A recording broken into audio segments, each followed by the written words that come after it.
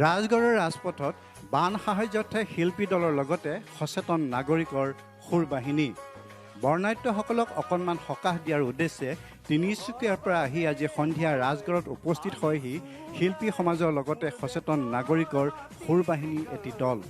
হাতে হাতে দান পাত্ৰ লৈ বৰ্ণাঢ্যসকলৰ মুখত অকণমান হাঁহি বিৰিঙাবলৈ এনেদৰে তিনিচুকীয়াৰ পৰা যাত্ৰা কৰি বিভিন্ন ঠাইত ৰাইজৰ পৰা বৰঙণি সংগ্ৰহ কৰা দেখা গ'ল।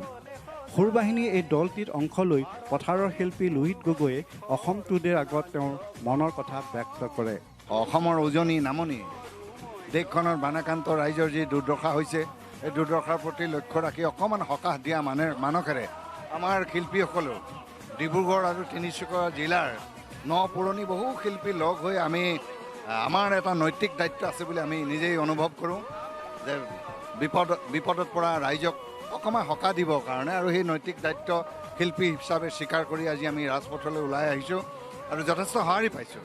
এই অনুষ্ঠানটোত আমাৰ ভালেকেইগৰাকী শিল্পী আমাৰ দিগন্ত গোহাঁই ৰাজীৱ শদিয়াৰ পৰা ভাইটি আমাৰ বিপুল কোচ আছে সকলো মিলি আৰু কণমানি শিল্পী জাগোনৰ পৰাও দৌৰমাৰি আছে কষ্টৰী গগৈ আমি সকলো মিলি আমি সুন্দৰভাৱে কেইবাদিনো আমি ৰাজপথত গৈছোঁ আৰু ৰাইজৰ যথেষ্ট সঁহাৰি পাইছোঁ।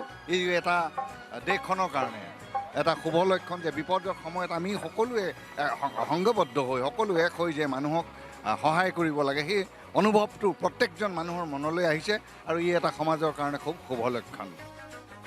তেওঁৰ লগত সহযোগ কৰে জনপ্ৰিয় শিল্পী ৰাজীৱ শদিয়া, দিগন্ত গোহাঁই, এগৰাকী কণমানি শিল্পীৰ লগতে বহুতো গণ্যমান্য ব্যক্তি আৰু সচেতন নাগৰিক সমাজ। News desk, Assam today.